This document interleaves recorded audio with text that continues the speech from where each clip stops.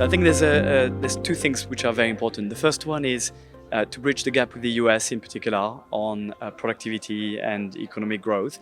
And as we've heard today, most of the gap is accounted for by the technology sector. So if we can develop a more successful technology sector in Europe, we'll go some way to bridging that gap. That's the first point.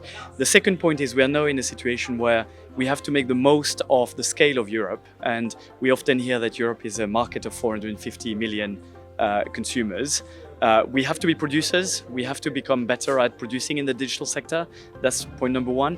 And point number two, for the companies that want to launch in Europe and want to expand throughout Europe, we have to make it simpler and cheaper to do so.